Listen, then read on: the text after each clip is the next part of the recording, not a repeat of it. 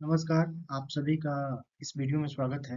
हमारा यह जो वीडियो है, वह जीविका का जो एग्ज़ाम होने वाला है बिहार में, तो उसके संबंध में जो पोस्ट आए हुए हैं, CC, AC, LHS, BPM, accountant, office assistant और ब्लॉक आईटी एग्जीक्यूटिव।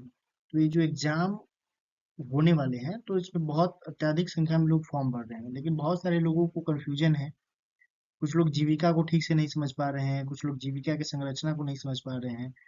और बहुत सारे इस परीक्षा को लेके उनके मन में जो अभ्यर्थी हैं उनके मन में बहुत सारे सवाल हैं और मार्केट में बहुत सारे ऐसे लोग अचानक से आ गए हैं जो जीविका को नहीं समझ रहे हैं लेकिन वो वीडियो बना रहे हैं कुछ व्यूज के लिए कुछ पैसे के लिए। तो मेरे इस वीडियो का जो मूल उद्देश्य है कि आपको जीविका के विषय में जो बेसिक नॉलेज है, जो बेसिक कंसेप्ट है उसको क्लियर करना, ताकि अगर आप जीविका में फॉर्म भरने का सोच रहे हैं या आप ऑलरेडी फॉर्म भर चुके हैं तो आपका कंसेप्ट क्लियर हो और आगे आप अच्छे से कैसे तैयारी कर सकें।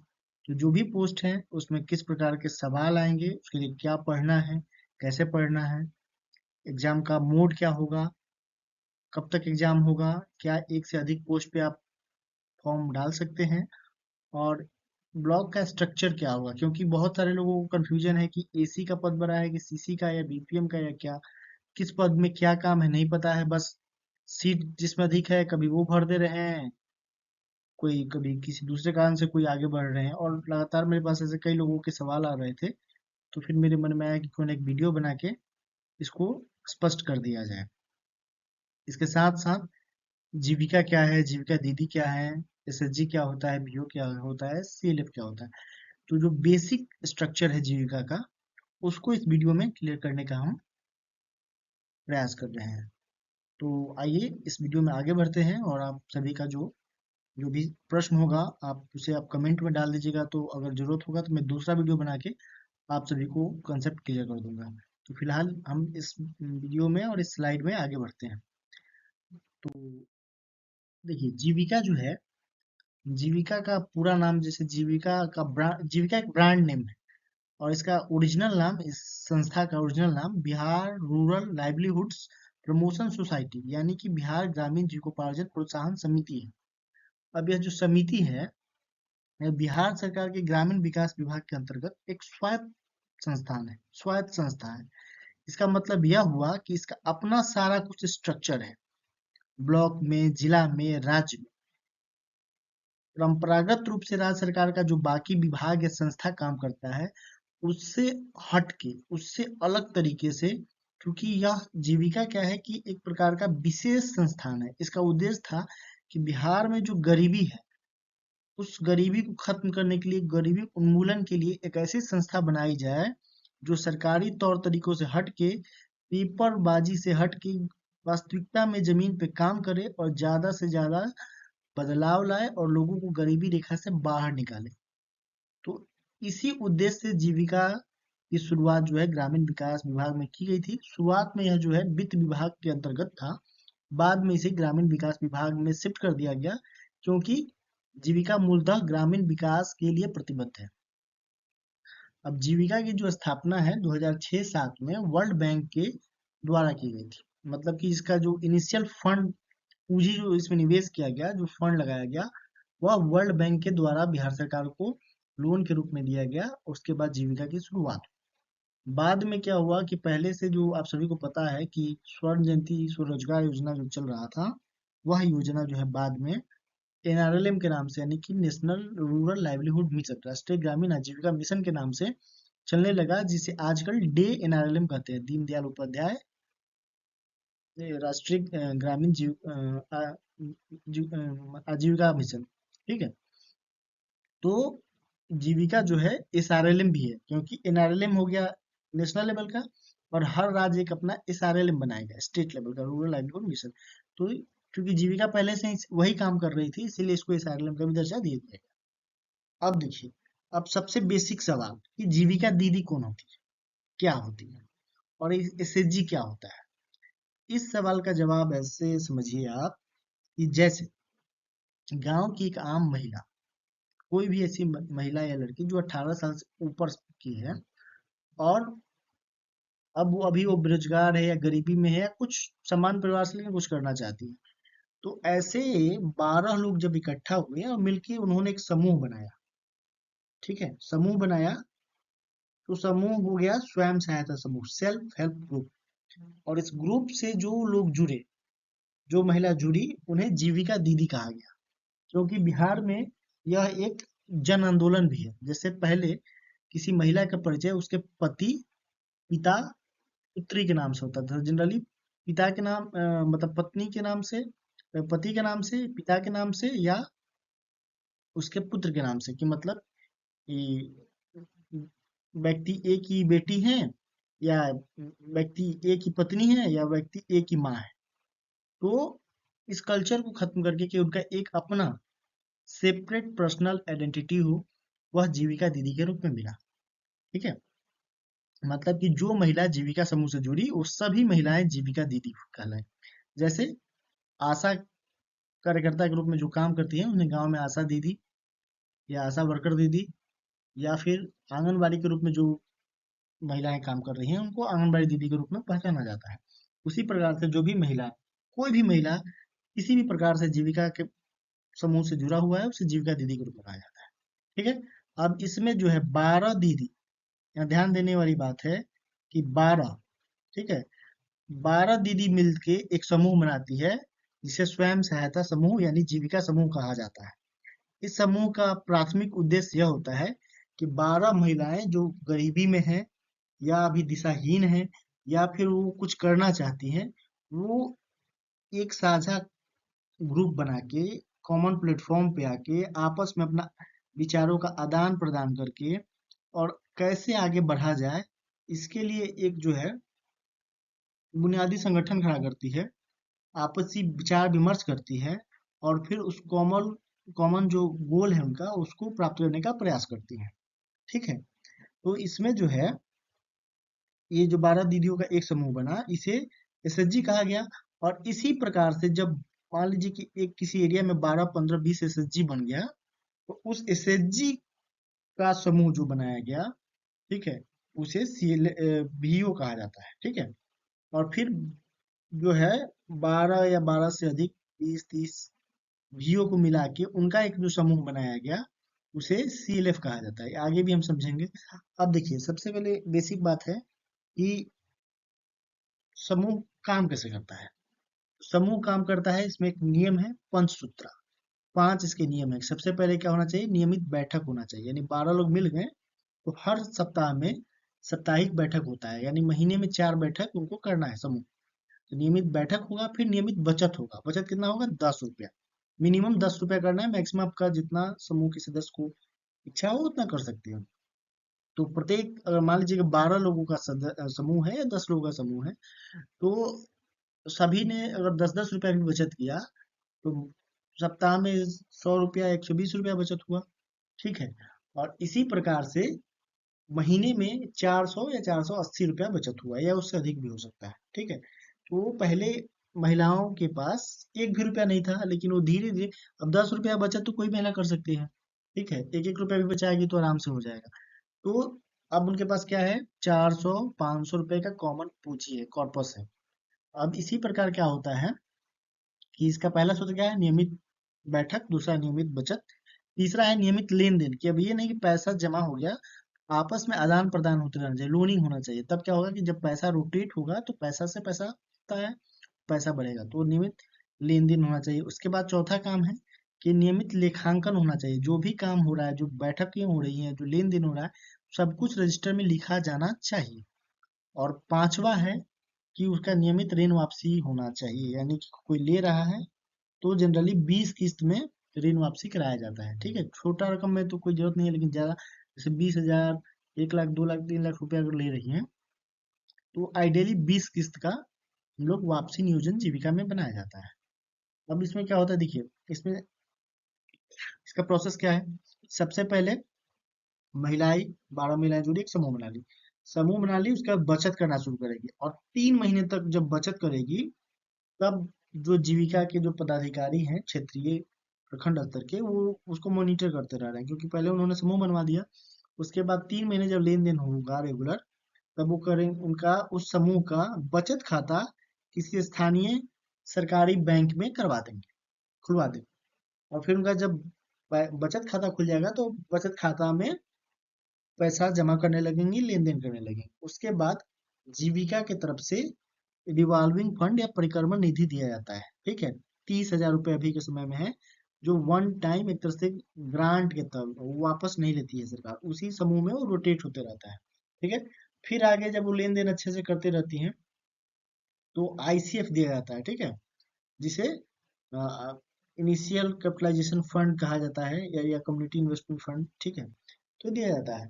तो इसमें क्या होता है कि अभी 1 लाख, या इसको बढ़ाने की बात चले, 1 लाख रुपए मान के चलिए कि दिया जाता है, तो यानी कितना हो गया, बचत उन्होंने किया अपना 3 महीना में, मान लीजिए कि 1500 रुपया, और सरकार ने उन्हें दे दिया 30,000 पहले, फिर दे दिया 1 लाख रुपया। फिर जब 1 लाख रुपया दे दिएगा तो यानी कि अब इनके पास लगभग 1,30,000 का ये बिजनेस करने लगी। तब इनका ऋण खाता उसी बैंक में, जिस बैंक में इनका बचत खाता खुला था, उसी बैंक में इनका ऋण खाता खुलवा दिया जाता है इस समूह का। और उसके बाद बैंक जो है इनको क्रेडिट लिंकेज कर देता है, ठीक है, कैश क्रेडिट लिंकेज, सीसीएल कर देता है। तो शुरुआत में अलग अलग बैंकों का है, मतलब कि 50,000 से लेके 6 लाख चरणबद्ध तरीके से बढ़ाया जाता है, पहले 50,000, फिर 1.5 लाख, फिर 3 लाख, फिर 6 लाख, ऐसे बढ़ते जाता है, ठीक है। तो इतना आप लोग कंसेप्ट समझ गए होंगे कि समूह क्या है, कैसे काम करता है, ठीक है। अब हम आगे बढ़ते हैं, तो इसमें अब देखिए, अब सबसे पहले क्या है, सबसे कोर में क्या है कि एक महिला, कोई भी आम महिला बिहार की या देश के बाकी राज्यों में भी स्वयं सहायता समूह नेटवर्क काम करता है, ठीक है। और इसकी शुरुआत जो है बांग्लादेश से हुई थी, और बांग्लादेश के बाद भारत में सबसे पहले एक सेवा नाम की का ऑर्गेनाइजेशन है, उसने शुरुआत किया था इसका। उसके बाद नबार्ड ने इस कंसेप्ट को अडॉप्ट कर लिया और धीरे धीरे कारवा आगे बढ़ता चला गया। तो कोई भी महिला जो 18 वर्ष से ऊपर की है, ठीक है, वो स्वयं सहायता समूह की सदस्य बन सकती है। और इस प्रकार जब 12 महिलाएं मिलती हैं लगभग, तो एक स्वयं सहायता समूह बनता है, जिससे सभी जुड़ी हुई महिलाओं को जीविका दीदी कहा जाता है। और आइडियली 12, 15, 10 में भी बना, ठीक है, 12 से 25 समूह जब मिलते हैं तो उनका जो समूह बनता है, यानी समूह का जो समूह बनता है उसे ग्राम संगठन बोला जाता है। क्योंकि ऐसा माना जाता है कि गांव का पॉपुलेशन 4,000, 5,000, ठीक है, 1,000 से 5,000 के बीच में होगा। तो अगर जैसे 12 महिलाएं मिली तो एक छोटा गांव के अंदर टोला होता है, या छोटा मतलब एक कस्बा हो गया, तो उसमें एक समूह बना। और अलग अलग टोलों में, या गांव बड़ा गांव है तो अलग अलग जगहों पे जब 12-15 समूह बन गया, तो फिर समूह का एक समूह बनाया जाएगा जो विलेज लेवल का होगा, ठीक है। इसे इसीलिए इसे ग्राम संगठन या विलेज ऑर्गेनाइजेशन कहा जाता है। तो वीओ हो गया। और फिर जब इस प्रकार के 12 या 12 से अधिक, आइडियली अब तो कई जगह 50 वीओ मिला के एक सीले बना है, लेकिन 12, 15, 30 तक, ठीक है, 25-30 तक वीओ को मिला के एक सीएलएफ बनाया जाता है। यानी पहले महिला, फिर महिला का जो समूह बना उसे सेल्फ हेल्प ग्रुप यानी स्वयं सहायता समूह कहा गया। और फिर इस समूह का जो समूह बना उसे वीओ या ग्राम संगठन कहा गया। और ग्राम संगठन का जो समूह बना उसे जो है सीएलएफ कहा जाता है, संकुल स्तरीय क्लस्टर लेवल फेडरेशन।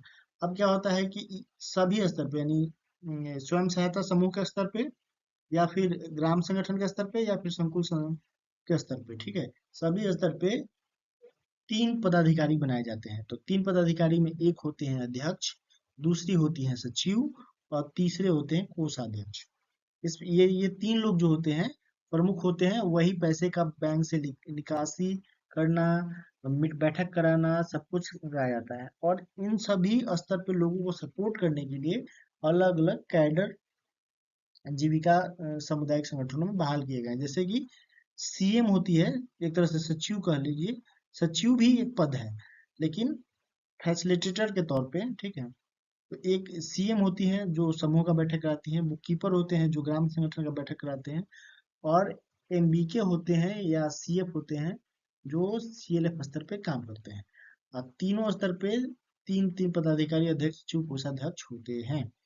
अब क्या होता है कि ग्राम संगठन में 2 कमेटी भी होती है, और सीएलएफ में भी 2 कमेटियां होती हैं, ठीक है, उप समिति जिसको कह लीजिए, जिससे एक होता है बीओडी, ठीक है, बोर्ड ऑफ डायरेक्टर्स, निर्देशक मंडल, और दूसरा होता है आरजीबी, ठीक है, रिप्रेजेंटेटिव आरजी जनरल बॉडी, ठीक है, प्रतिनिधि सम्मान निकाय, ठीक है। तो इस प्रकार से ये ऑपरेट करता है। अभी सबसे हाईएस्ट अथॉरिटी जो है जीविका नेटवर्क में सीएलएफ ही है। इसी को जो है सहकारिता विभाग के माध्यम से रजिस्ट्रेशन करा के महिला एवं बाल विकास के संघ के रूप में, सॉरी, महिला विकास स्वावलंबी सहकारी समिति लिमिटेड के रूप में रजिस्टर्ड किया जा रहा है। अब इसमें फिर अब आगे बढ़ते हैं हम। तो अब देखिए, अब ब्लॉक में क्या संरचना है। तो ब्लॉक में सबसे जो सीनियर पोस्ट है, जो सबसे एडमिन, एचआर, फाइनेंस का जो मालिक है या करता धरता है या सुपरवाइजर, मैनेजर, जो कहना है कह लीजिए, वो होते हैं बीपीएम, प्रखंड परियोजना प्रबंधक या ब्लॉक प्रोजेक्ट मैनेजर। यही जो है उस ब्लॉक में सभी प्रकार के चीजों को हैंडल करते हैं, सभी प्रकार के निर्णय लेते हैं, और जो भी इनको राज्य कार्यालय या जिला कार्यालय से निर्देश प्राप्त होता है उसके आलोक में नीचे काम करवाते हैं। अब इनके बाद जो नंबर 2 का पोस्ट है वो होते हैं एलएचएस, लाइवलीहुड स्पेशलिस्ट, जीविकोपार्जन विशेषज्ञ। इनका काम है कि ब्लॉक के अंदर, पूरे ब्लॉक के अंदर अलग अलग प्रकार के आजीविका गतिविधियों को प्रोत्साहित किया जाए। ठीक है, जिसमें बकरी पालन, मुर्गी पालन, कृषि, पशुपालन, मतलब ये सारी चीजों को ये देखते हैं। ठीक है, और बीपीएम के नीचे डायरेक्ट जो है, अब ब्लॉक के साइज पे निर्भर करता है कि कितने एसी हो सकते हैं। किसी ब्लॉक में एक एसी भी है, किसी में 2 है, किसी में 3 है, किसी में 3 से अधिक भी है। आइडियली एक ब्लॉक में एक बीपीएम, एक एलएचएस, 3 एसी होने चाहिए और कम से कम 9 सीसी होने चाहिए, अगर ब्लॉक का साइज ठीक ठाक है, मतलब कि 2-3 हजार समूह चल रहा है तब। ठीक है, तो बीपीएम हो गए, एलएचएस लाइवलीहुड प्रमोशन करेंगे, एसी हो गए एरिया कोऑर्डिनेटर क्षेत्रीय समन्वयक, और इनके नीचे सीसी हो गए। तो अलग अलग सीसी, 1 2 3, मतलब हर 2 3 4 पंचायत पे एक सीसी होते हैं। 300 400, कहीं कहीं ये संख्या कम है, कहीं ज्यादा है कि 300 समूह पे एक सीसी है, कहीं ऐसा भी है कि 100 समूह कहीं एक सीसी देख रहे हैं। तो ये वेरी करता है अलग अलग जगहों पे। ठीक है, हर ब्लॉक में एक अकाउंटेंट होंगे जो सारा फाइनेंस का काम देखेंगे। उनके नीचे एक ऑफिस असिस्टेंट होंगे जो उनको सपोर्ट करेंगे, सारा चिट्ठी बनाना, सारा कुछ करना। और एक नया पोस्ट क्रिएट हुआ है, ब्लॉक आईटी एग्जीक्यूटिव। वो सारा जो भी कंप्यूटर और डिजिटलाइजेशन से, मतलब जो भी डेटा को ऑनलाइन करना होगा उससे रिलेटेड काम करेंगे। एक अलग से पहले से एमआईएस काम कर रहे हैं जिनका काम है सारा डाटा एंट्री करना। ठीक है, सबसे सुपीरियर पोस्ट कौन हो गया, बीपीएम। ठीक है, उसके बाद 2 number LHS, 3 number AC, 4 number CC. अब जो सीसी होते हैं उनका प्राथमिक काम होता है कि पंचायत स्तर पर जीविका के जितने भी गतिविधियां हैं उनको संचालित करें, खासकर स्वयं सहायता समूह यानी एसएचजी और वीओ। ठीक है, जो एसी होते हैं वो एंकर पर्सन होते हैं सीएलएफ के।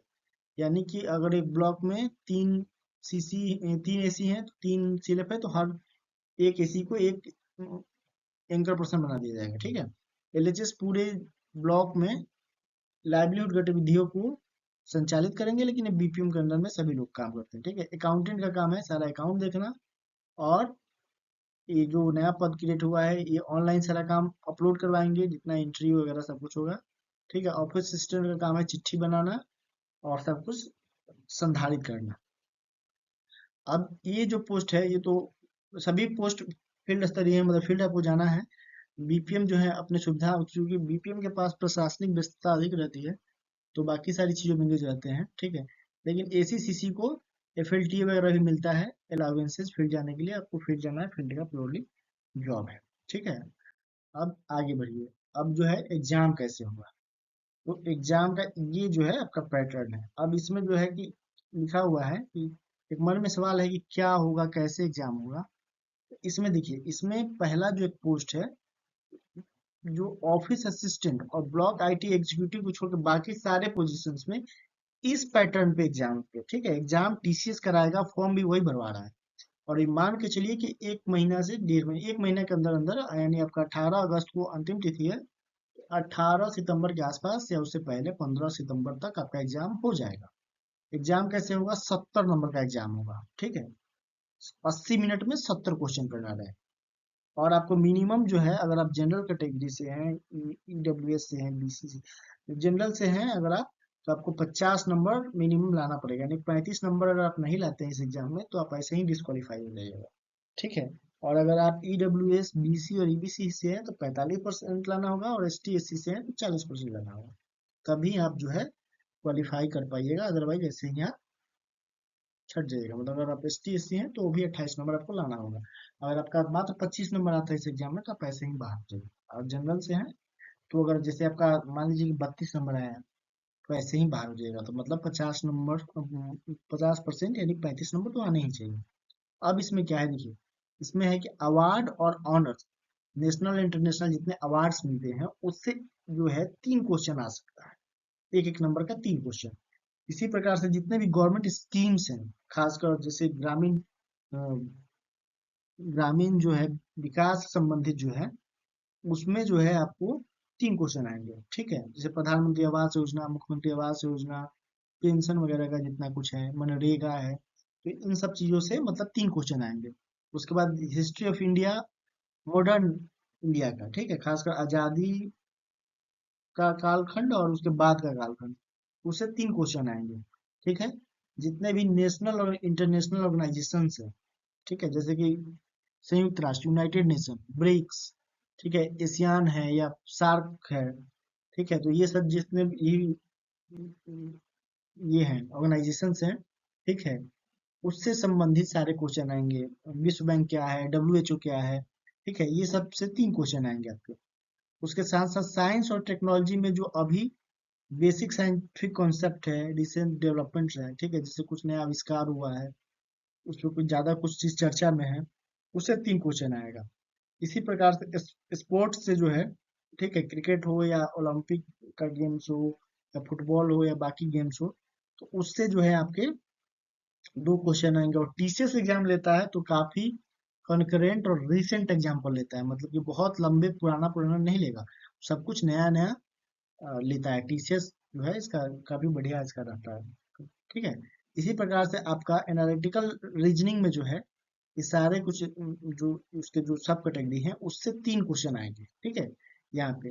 और अर्थमेटिकल रीजनिंग यानी 2 प्रकार के, एनालिटिकल रीजनिंग में 3 क्वेश्चन और अर्थमेटिकल रीजनिंग में, ठीक है, जिसमें न्यूमेरिक ऑपरेशन, सिंबॉलिक ऑपरेशन वगैरह ये सब रहेंगे, ट्रेंड्स वगैरह, इससे 3 क्वेश्चन, ठीक है। और क्लासिफिकेशन जो है, choose of the odd word, जैसे कि मान लीजिए कि कह दिया कि दिल्ली है ना, और और दिल्ली लिख दिया, उसके साथ साथ बनारस और 4 और शहरों का नाम लिख दिया, तो उसमें अलग, जैसे दिल्ली क्या है तो राजधानी है, बाकी सब राजधानी नहीं है, या कुछ और भी, एक एक हाथी दे दिया और 3 जो है फूलों का नाम दे दिया, तो और चुनिए, तो हाथी चूंकि पशु है, 3 फूल का नाम दे दिया, तो और, तो ऐसे 3 क्वेश्चन आएंगे। इसके साथ साथ डेटा इंटरप्रिटेशन यानी एक टेबल दे देगा, उससे जो है आपके 3 क्वेश्चन रहेंगे, ठीक है।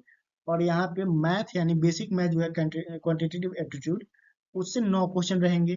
और मैचिंग कंसेप्ट से 2 क्वेश्चन रहेंगे, ठीक है। इसके साथ साथ सब्जेक्ट नॉलेज, इससे 20 क्वेश्चन रहेंगे। इसमें ज्यादातर सोसाइटी, जीविका, ठीक है, समाज के बारे में, सामाजिक योजनाओं के बारे में, जीविका के बारे में, सरकारी योजनाओं के बारे में, इन सब चीजों से सवाल रहेंगे, ठीक है। और 10 क्वेश्चन आपका कंप्यूटर का है। ये आपका जो है 2 पोस्ट को छोड़ के ये सारा कॉन्सेप्ट है कि ये इतना चीज पूछे जाएंगे, ठीक है। अब नेक्स्ट है ऑफिस असिस्टेंट और ब्लॉक आईटी एग्जीक्यूटिव का। अब देखिए इसमें सब कुछ सेम है, जैसे इसमें भी नेशनल इंटरनेशनल ऑर्गेनाइजेशन पीछे वाले में भी पूछे जा रहे थे, इसमें भी पूछे जाएंगे 2 क्वेश्चन। बस इसमें फर्क इतना है कि ये 60 नंबर का एग्जाम होगा और 10 नंबर का टाइपिंग टेस्ट होगा, ठीक है। आपका टाइपिंग टेस्ट होगा, इसमें से आपका हिंदी और इंग्लिश में टाइपिंग टेस्ट करना है, ठीक है। और आपको टाइपिंग दिया जाएगा, टाइपिंग करना है, जैसे कि यहाँ पे 40 वर्ड के हिसाब से टाइपिंग करना है, ठीक है, 2 मिनट में या फिर 5 मिनट में, 2 मिनट में, ऐसे करके आपसे टाइपिंग कराया जाएगा। और पाँच दो दो बार कराया जाएगा, ठीक है, एक शॉर्ट एक लॉन्ग, मंगल फ्रंट में। हाँ, इंग्लिश में किसी भी फॉन्ट में आप कर सकते हैं, हिंदी में लेकिन मंगल लिख दिया है, यानी मंगल फॉन्ट में ही होगा। तो 10 नंबर का टाइपिंग हो गया। और 60 नंबर में लगभग सब कुछ सेम है, देख लीजिए, जो क्वांटिटी एप्टीट्यूड उसमें था वो इसमें है, मैचिंग उसमें था, इसमें है सब्जेक्ट नॉलेज। इसमें थोड़ा सा सब्जेक्ट नॉलेज जो है उसमें थोड़ा सा चेंज होगा, ठीक है। और आप उस डॉक्यूमेंट में देख सकते हैं, और बाकी लगभग कुछ पूरा सिलेबस सेम है। तो इस प्रकार से यहाँ भी 70 नंबर का एग्जाम हो रहा है, ठीक है, लेकिन 60 नंबर का टेस्ट और 10 नंबर का टाइपिंग, और उसमें जो है 70 नंबर का एग्जाम होगा। इसके साथ जो है यही इसी आधार पर, इसी एग्जाम के आधार पर आपका फाइनल मेरिट लिस्ट बनेगा, जो ऊपर से लोग आएंगे उनको ज्वाइन कराया जाएगा, कुछ मीटिंग रखा जाएगा। और जो नीचे के लोग होंगे वो तो स्वतः छट जाएंगे, तो ये एग्जाम का पैटर्न है। इसके अलावा भी अगर आपके मन में कोई सवाल, प्रश्न, विचार हो तो आप कमेंट कर सकते हैं। और अगर आपको वीडियो अच्छा लगा हो तो लाइक और शेयर कर दीजिएगा। खासकर वैसे लोग जो जीविका की तैयारी कर रहे हैं, उनसे वीडियो शेयर कर दीजिएगा। अगर आप चाहते हैं कि हम लोगों के द्वारा जो है इस विषय पे और वीडियो बनाया जाए, तैयारी कराया जाए या टेस्ट सीरीज लाया जाए, तो जो भी आपका ओपिनियन है आप बता सकते हैं। हम लोग प्रयास करेंगे, क्योंकि मैं खुद भी जीविका में काम कर चुका हूँ। तो जीविका के बाह्य स्थिति को, आंतरिक स्थिति को और एग्जाम के पैटर्न को अच्छे से समझता हूँ। तो मुझे उम्मीद है कि इसमें मैं आप लोगों की मदद कर सकता हूँ। तो सभी लोग, जो भी लोग जीविका की तैयारी कर रहे हैं, जिन्होंने फॉर्म भर दिया है या भरने वाले हैं, सभी को बेस्ट ऑफ लक। उम्मीद है कि आप सभी जो है इस एग्जाम में अच्छा करेंगे और सिलेक्ट होकर जीविका के माध्यम से बिहार राज्य की सेवा करेंगे। तो इसी शब्दों के साथ आप सभी को बहुत बहुत धन्यवाद। अगर एक बार दोबारा से बोलना है कि अगर आपको वीडियो अच्छा लगा हो तो कृपया बाकी लोगों के साथ शेयर करें और उन्हें हमारे इस प्रयास से जुड़ने के लिए मोटिवेट करें। Thank you so much.